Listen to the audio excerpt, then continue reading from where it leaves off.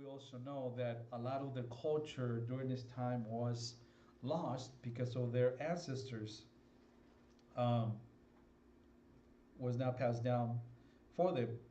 Now, in this story of God's people, Israel, he is, or we're going to see in this chapter, the first mention of God's name, the Creator, with capital C, Creator, and that is the name of Yahweh, or the closest English translation to us is Jehovah. Now, the word or the name of God, Yahweh, it's almost like if you were breathing Yahweh, Yahweh, like if you were breathing. And the original name, the full name of God, we truly really don't know how it is truly spelled in the original language, because those who kept records and those who made translations chose to remove the vowels from God's name. In other words, they only left the consonants. And the closest that we can come to transliterate it is again Yahweh, or in the English language, Jehovah. And his name, the name of God, is central or is key to the calling of Moses, because in order for the Israelites to accept and believe that God truly called him to lead them out, to deliver them, they got to understand who the true God is. And he will come to them and say, the God of Abraham, Isaac, and Jacob.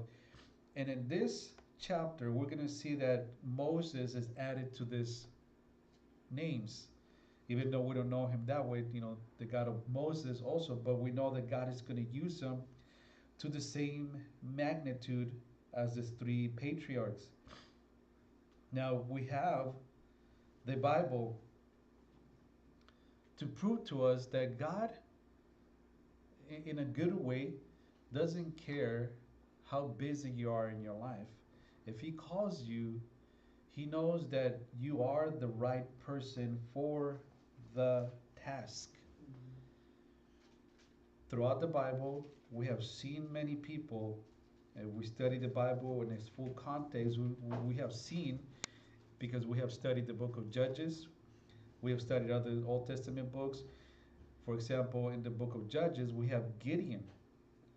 Gideon was doing his job threshing grain.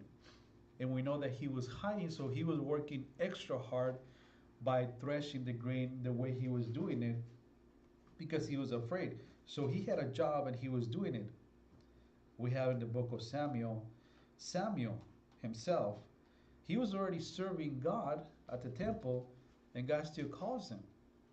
So you may already be serving God in a ministry or whatever he has you doing, but he has specific tasks for you at specific time.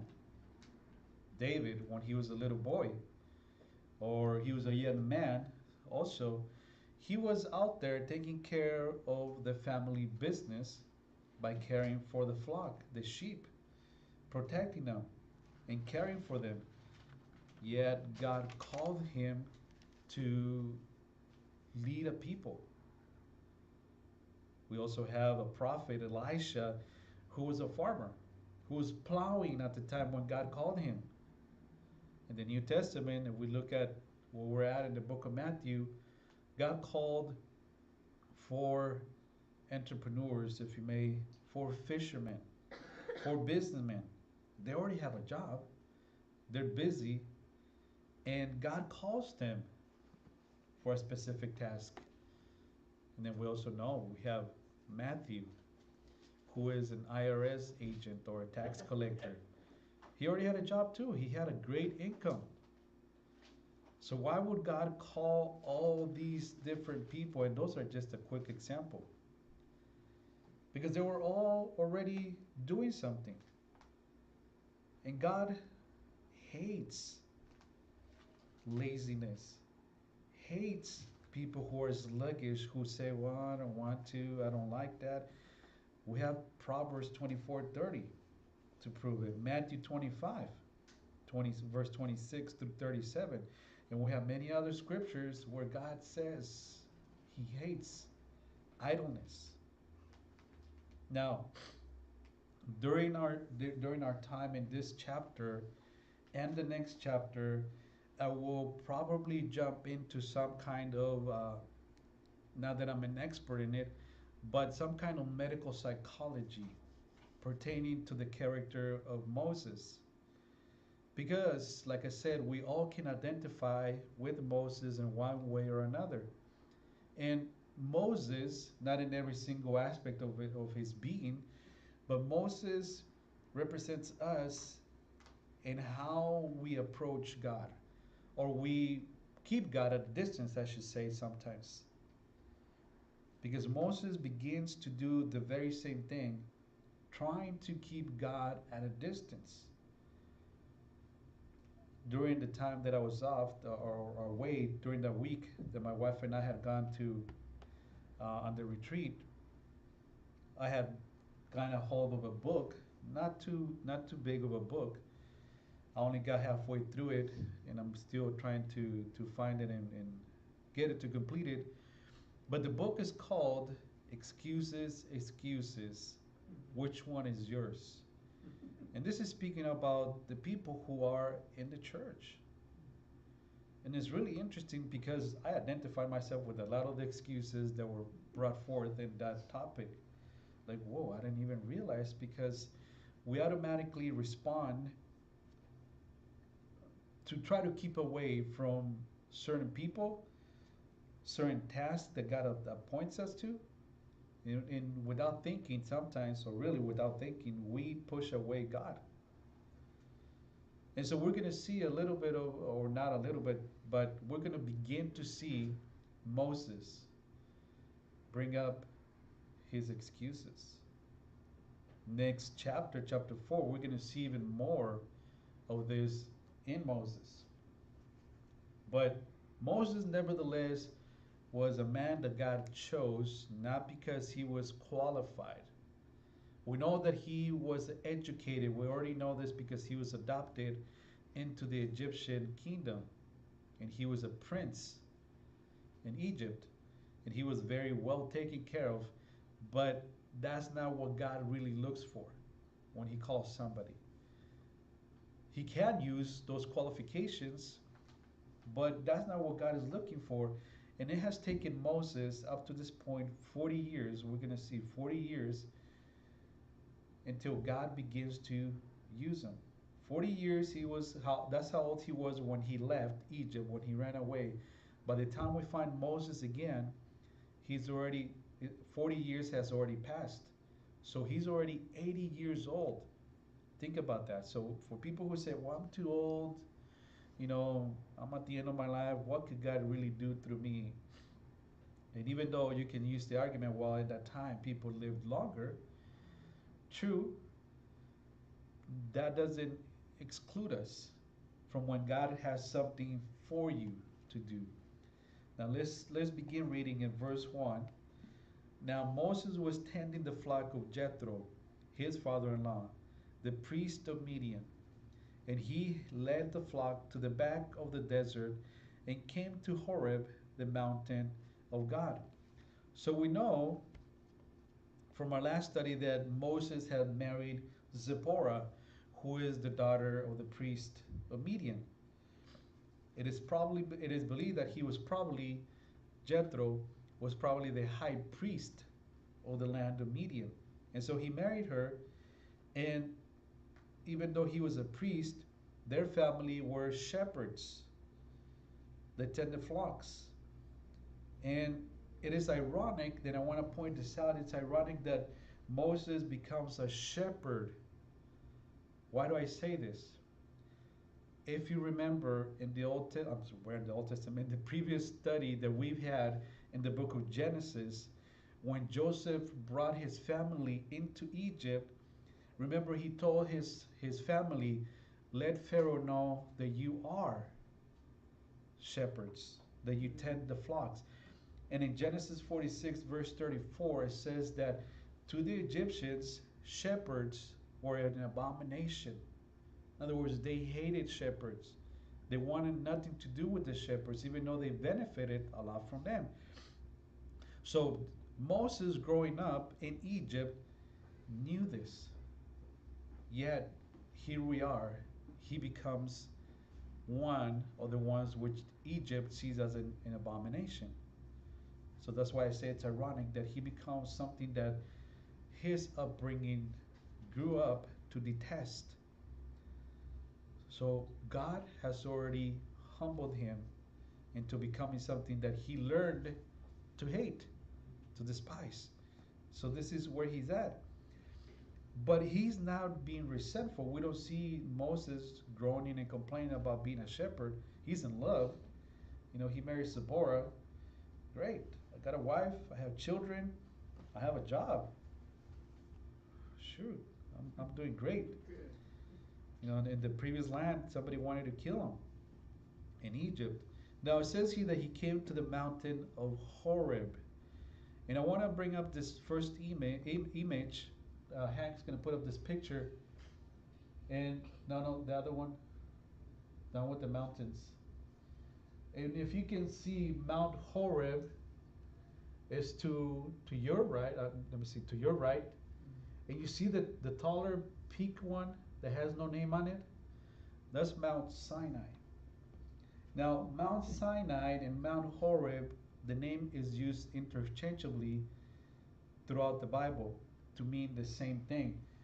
The region of mountains in which this picture is showing, the whole region is called Mount Sinai. So that's why Mount Horeb, Mount Sinai are used interchangeably. So you can see that Mount Horeb is a little bit taller than Mount Sinai, the actual mountain Sinai. So they both are used interchangeably.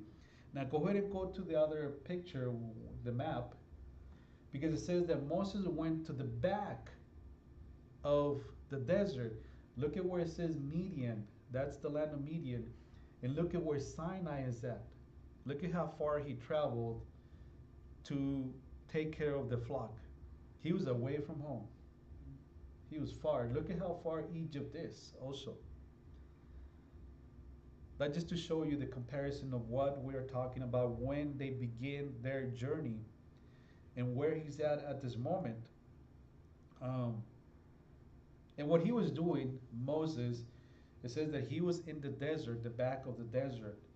Moses was looking for fertile ground because in Midian there was not enough to care for the flocks. There was not enough hay or grass, fodder, depending on what you want to call it. And so he was looking for food for his sheep. So he ends up way out there in the desert. Look at verse 2. And then the angel of the Lord appeared to him in a flame of fire from the midst of a bush. So he looked, and behold, the bush was burning with fire, but the bush was not consumed. So you're out there on your walk, you're out there on the walk, and all of a sudden, you're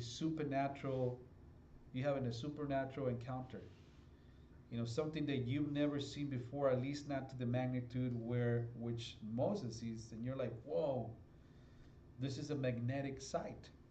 It's attracting you. What's going on here? Now, it wasn't uncommon being out there in the desert that bushes or dried bramble, that's what really it is, to catch on fire. If you know anything about dry grass and dry bushes, when there's heat and there's wind, it's going to catch on fire. It happens here in South Texas often, where all of a sudden we have a wildfire where there's dried up grass or brush. So it wasn't uncommon for this to happen. However, this specific site, this specific bush, caught the attention of Moses because it's not being consumed, meaning that there was fire on it, but it was not decomposing. It was not turning into ashes.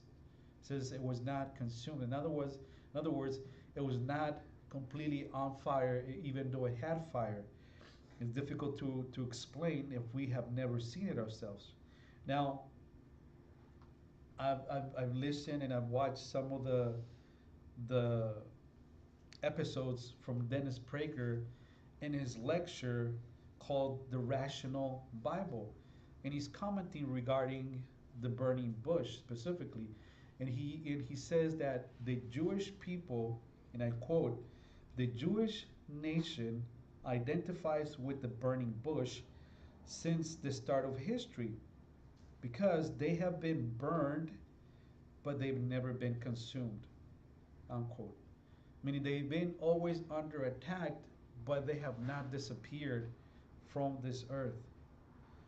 Now Moses here is speaking in the third person term, and he points out how Jesus is in the midst of this fire. Now he doesn't know him as Jesus. We know he is Jesus because it says that the angel of the Lord.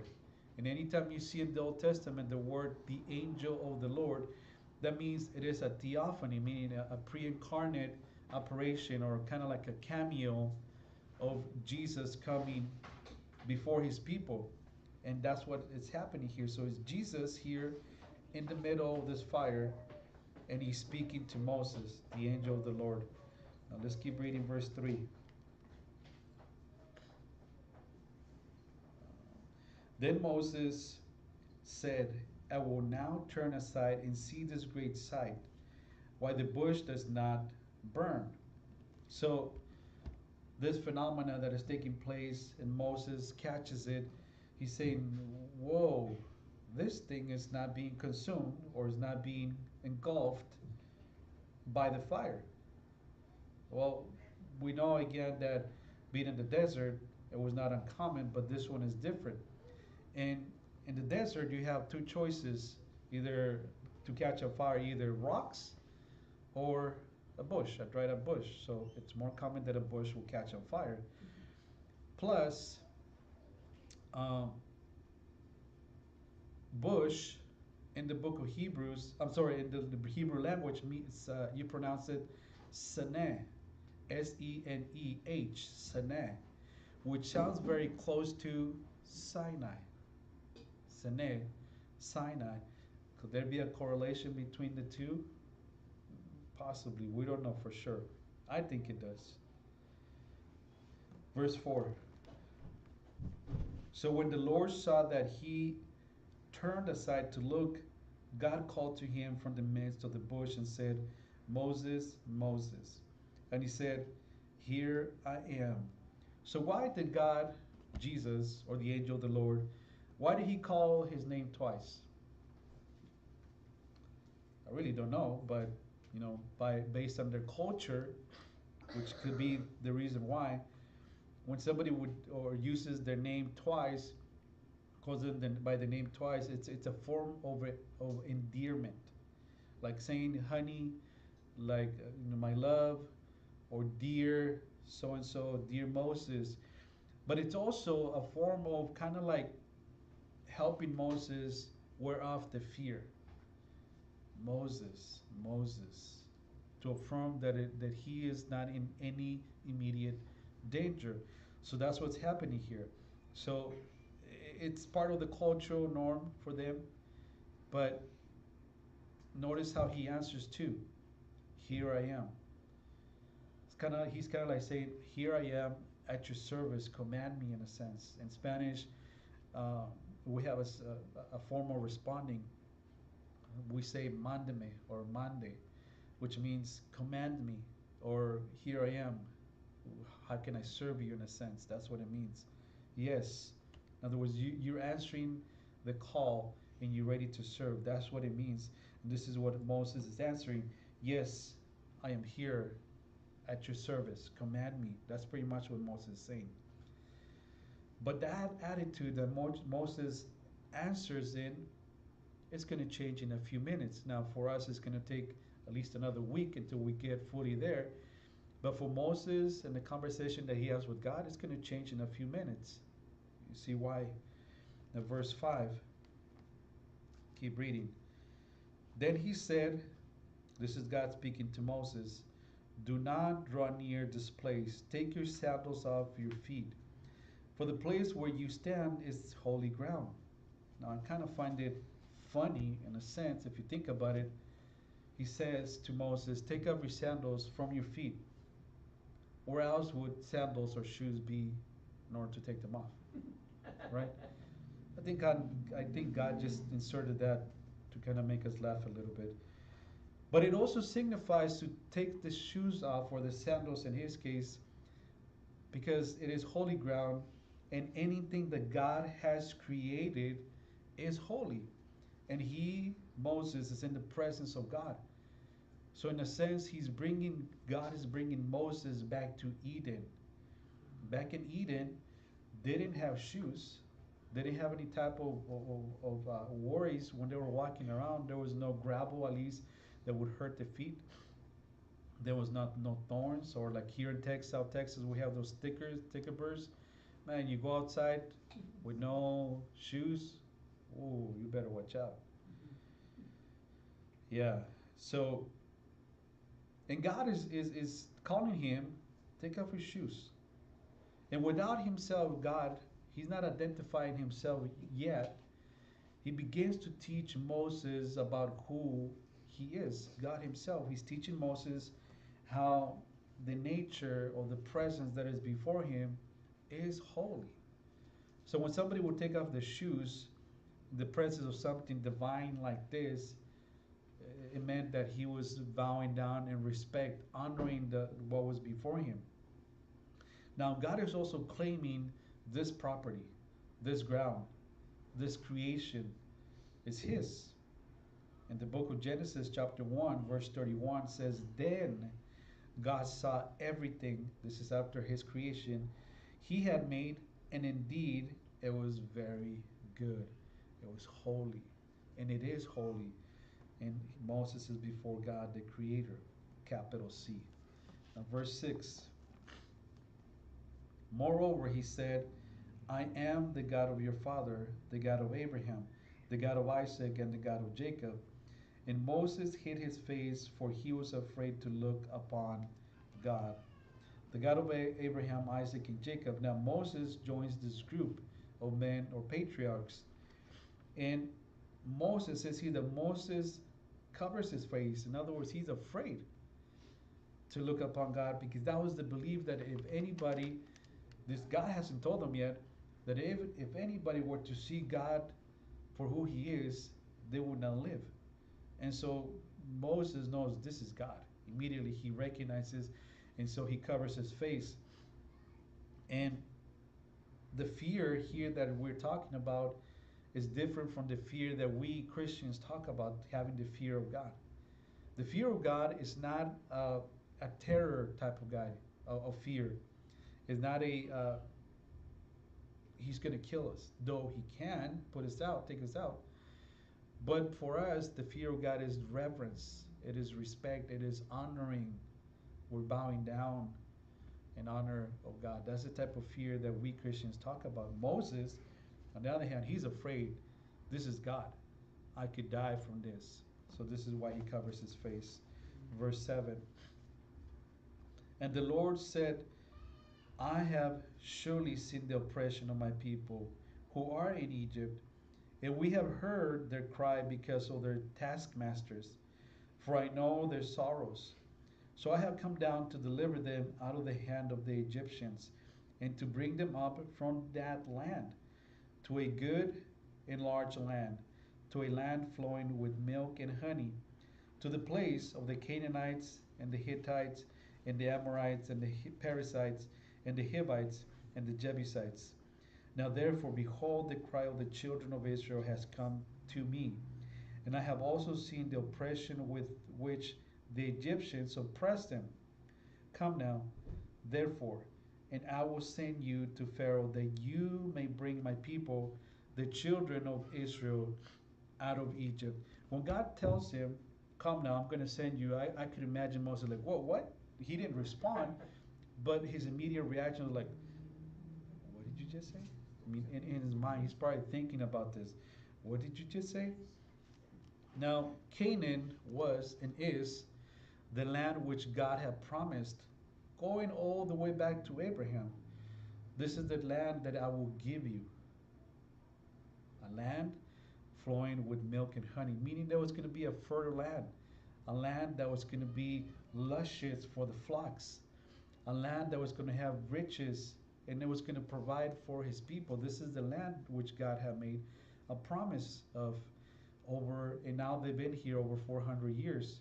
Now, it says here that God came down, which proves, this belief or this religion, that belief which says that God is the creator of this universe and everything that exists, and that he put it into motion. In other words, he jump started it, but then he left.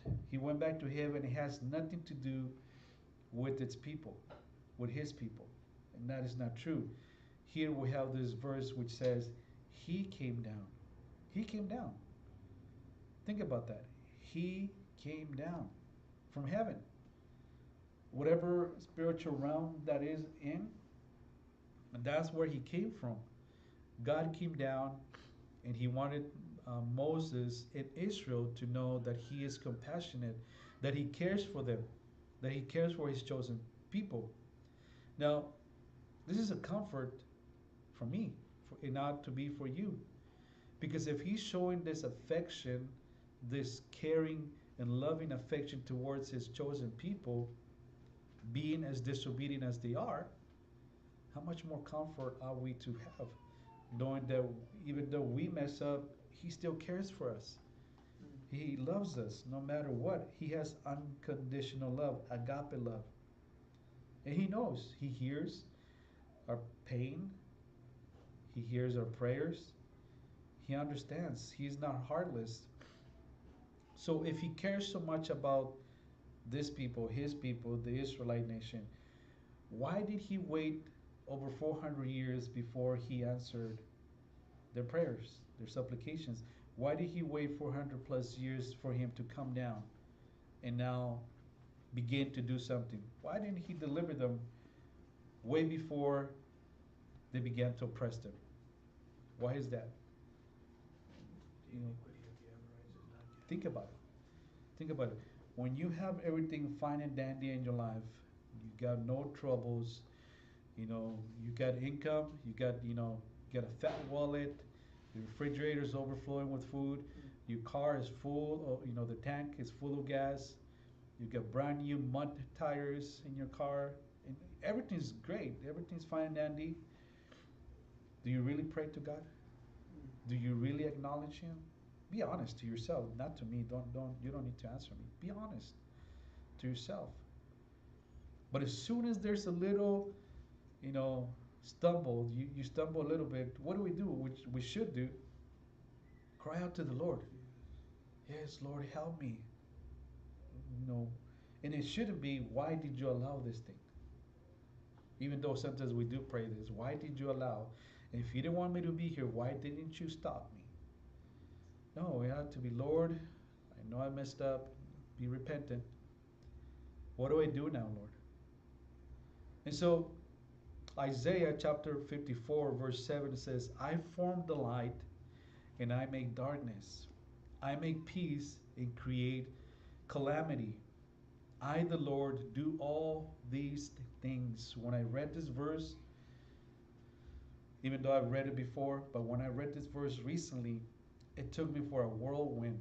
Like, what? What did God just say? That he creates calamity? Depending on what version of Bible you have. It may say, I make evil, I make, or I create disaster, I create raw, R-A-H, I create troubles, I create woe, W-O-E. And I had to wrestle with this idea that how is it that God creates all these troubles? Why is it that God, and it wasn't in the sense that he purposely creates it. Here's what I mean. And this is why the reason it took over 400 years for God to come down and deliver them. We have free will. And we, with our own free will, we will do whatever we want, whenever we want it. We choose, we have the choice, and oftentimes we choose what is not righteous, what is not good, what is not beneficial to us or for humanity. And so he created us, in a sense, he created the evil. And because we have free will, it is the consequence, one of the consequences of having free will. Evil is one of the consequences of free will. Now, if you think about this, if you grasp this concept about how and why he allows these evil things to happen, specifically to good people, if you think about those people that have been under the influence or abuse influences, whether it's alcohol, drugs, whatever, prescriptions, they don't have a problem. They don't have a problem, and they need no help. They need no solution to the problem that we say they have. Because they have not reached the bottom of themselves, and until they acknowledge that they do have a disease, they will not ask for help. So if you think about it, if you pause a little bit and think about it and apply it to what's happening to the Israelites, he's waiting, God is waiting for them to say, I need help. In the same way that somebody who abuses a substance has to say, I do have a problem. Otherwise, there is no problem to fix. And so he waits for them to say, we need help. We got problems. Otherwise, all this makes no sense. And this is why I said it took me for a whirlwind until I looked further into. But once you put everything into context, Isaiah 45 verse 7, you read what God was doing with his people at the time of Isaiah, and you read what's going on with Egypt, in Egypt with this Israelite nation, you understand why God allows these things to happen. So, until somebody hits rock bottom, they need no help, at least in their mind, even though we know and we care for them. That doesn't mean leave them alone and let them be. We still pray for them, and we try to help them rationalize how they are really sick. Verse 11. But Moses said to God, notice he says, but Moses said to God. Now, when you read it, it may almost sound like holy, like humble. Who am I that I should go to Pharaoh and that I should bring the children of Israel out of Egypt? In other words, Moses is almost like saying, I'm not worthy, Lord. In our Christianese language, we would say, Lord, I am not good enough. I'm not good enough. But notice how he responds, or God notated it. And Moses is the writer, so he knows what he was thinking. But Moses. Anytime God speaks and we say but, what does that mean? You already define or being insubordinate to God. But no. Now, if you think about it also, this is Moses who grew up in Egypt. He knows what's happening with his brethren. He knows how they're being oppressed. One of the reasons why he ran away from Egypt and came to the land of Midian, because they wanted to kill him, and he knows how they're oppressing them. And God is calling him, hey, I need you to come and deliver your own brethren. Dude, Moses, you know what's happening to your people. Why don't you go and deliver them? God is calling you. This is your people. Now, I say this because we're looking at it in retrospect, because we know we have the Bible. It's easy for us to say it. But what if that was us in the place of Moses? Would we have actually obeyed God without saying but? I don't think so. At least not me. I don't think I would have done it. Verse 12. So he said, God responds to Moses, I will certainly be with you, and this shall be a sign to you that I have sent you. When you have brought the people out of Egypt, you shall serve God on this mountain. Look, Moses, God speaking to Moses, look, Moses, what I'm telling you, this has already happened.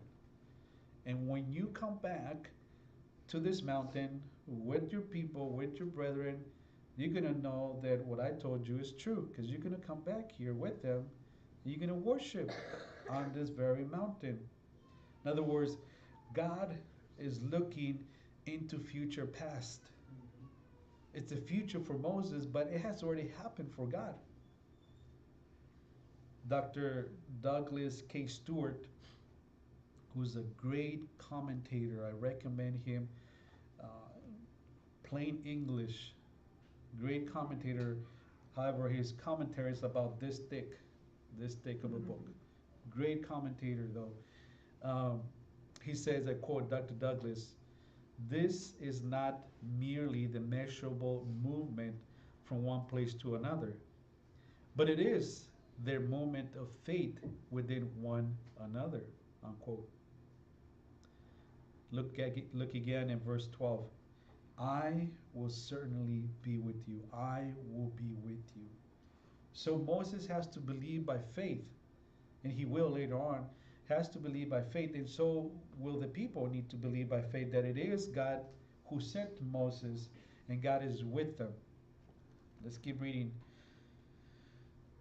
Verse 13. Then Moses said to God, indeed, when I come to the children of Israel and say to them, the God of our fathers has sent me to you, and they say to me, what is his name? This is Moses speaking. What shall I say to them?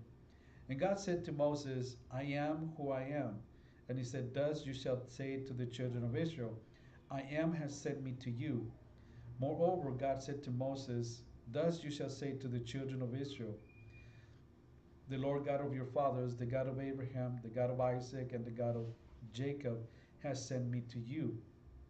This is my name forever, and this is my memorial to all generations. Go and gather the elders of Israel and say to them, the Lord God of your fathers, the God of Abraham, of Isaac, and Jacob, appeared to me, saying, I have surely visited you and seen what is done to you in Egypt. And I have said, I will bring you up out of the affliction of Egypt to the land of the Canaanites and the Hittites and the Amorites and the Perizzites and the Hivites and the Jebusites, to a land flowing with milk and honey. Then they would heed your voice, and you shall come, you and the elders of Israel, to the king of Egypt, that is Pharaoh, and you shall say to him, the Lord God of the Hebrews hath met with us, and now please let us go 3 days' journey into the wilderness, that we may sacrifice to the Lord our God.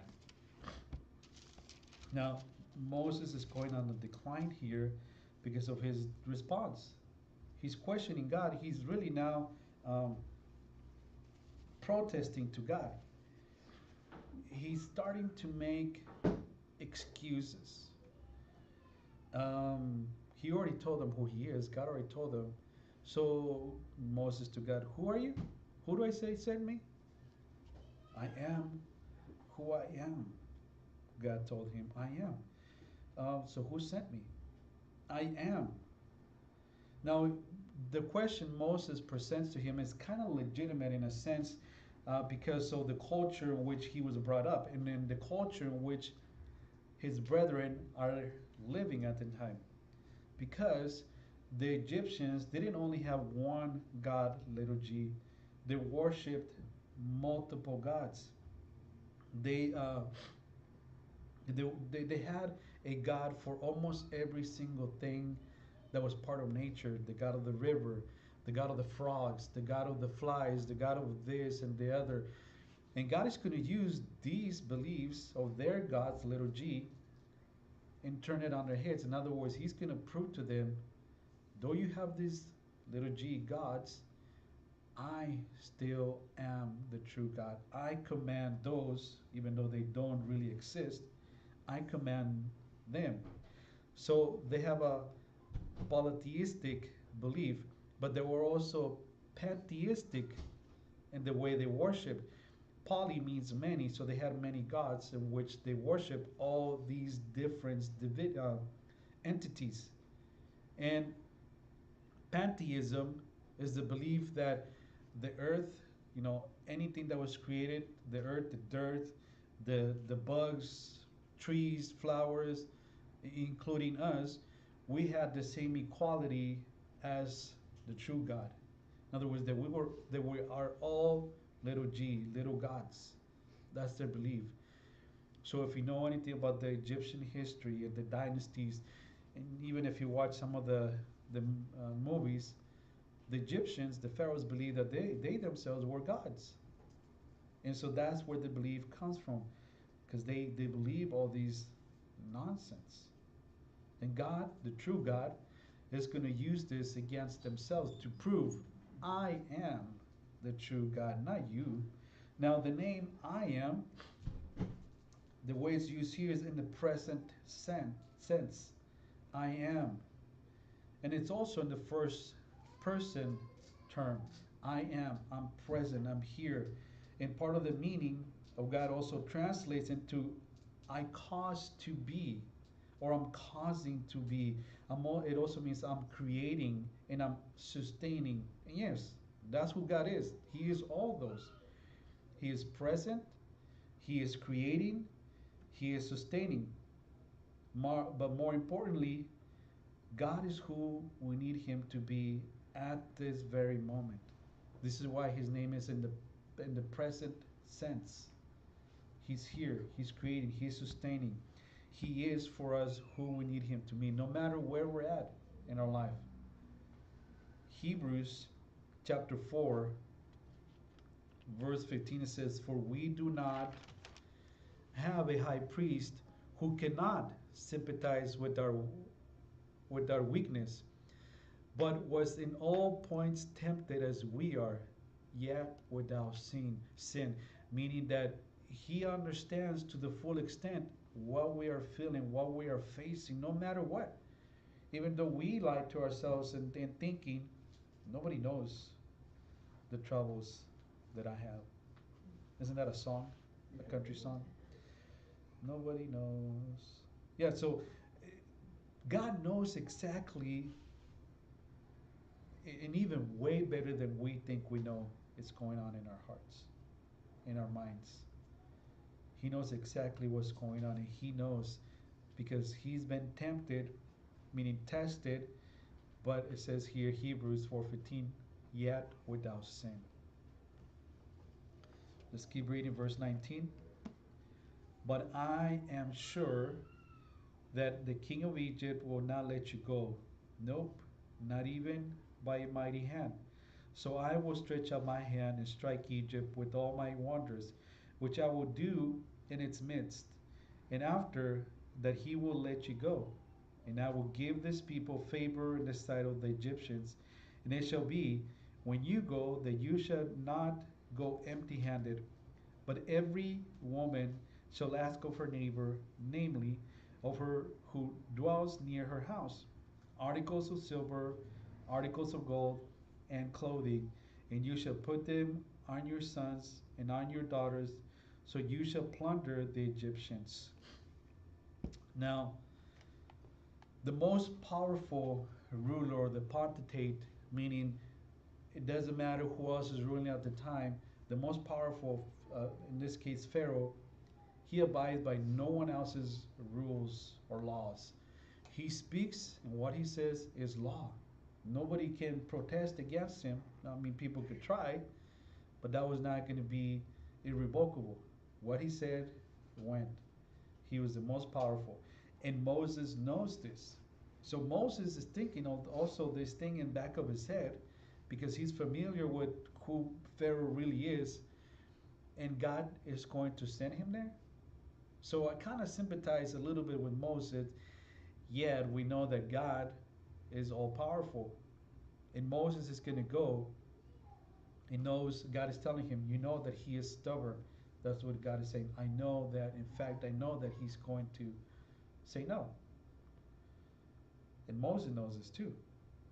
Now, God showed his full knowledge in predicting what would happen with Pharaoh, how he was going to deny and letting them go. And he doesn't give Moses details about what these wonders are. It says here in this translation, wonders, but depending on what translation you have, some of them say acts, some of them say miracles, some of them say signs. In other words, God was going to show them something. And it wasn't going to be something that just anybody can make happen before his people. And God is already telling Moses, he's assuring to him, I will do this thing. He's not telling Moses, you gotta make sure that you perform this right. I am who I am sent you. I will. I will. This is what God is saying. And God tells us the very same thing. I will deliver you. I will deliver you. I will deliver you. I have promised you, so I will deliver you. He's not saying make sure you work so hard, right, and believe in your heart so hard. Believe your heart. And maybe, just maybe, you may achieve it. No. No. God says, I will. Notice here also, um, God, after assuring Moses, God also tells him, you're not going to leave empty handed from there. It says here that the women are going to ask their neighbors. In other words, that gives insight that the Israelites were living amongst the other Egyptians and other people who had wealth who are not Jewish people. You can ask your neighbor, namely the women, it says here, and they're going to give you articles, in other words, treasures, that's what it means, of silver, of gold, and fine clothing, so name brand clothing and all these jewels. You're gonna get them. You're gonna receive them. And God is already telling me, you're gonna receive all this. Now, why did God say they're gonna take all this? Now, they don't know it yet. They just simply think, oh, we're gonna leave the land wealthy, which they are. But later on, all these articles of silver and gold and jewels, all this is going to be used to build the tabernacle. And it's going to be a very expensive tabernacle. Now, next week, Lord willing, we're going to continue to see Moses protesting against God. Now, I was thinking about this. Should I do this or should I not? I was thinking of giving you some homework to do. And some of you are like, oh, we're not in school. But I want you to look something up. I want you to look a verse up, which we're going to study a little bit more detail next week. If you have time, which I encourage you to make time, it's only 3 verses. Chapter 4, we're going to be in chapter 4 next week. Verse 24, 25, and 26. Chapter 4 of Exodus, verse 24, 25, and 26. I want to see what you find out from this verse, which it really is a very strange event that takes place against God and Moses. I want to see what the Lord speaks to you. All right, so it's going to be a pop quiz, even though I'm already telling you. It's a pop quiz next week. Study it and pray and see what the Lord shows you. Let's pray. Heavenly Father, Lord Jesus, thank you for the ability that you give us, Lord, to understand your word. Lord, we know that your word is clear.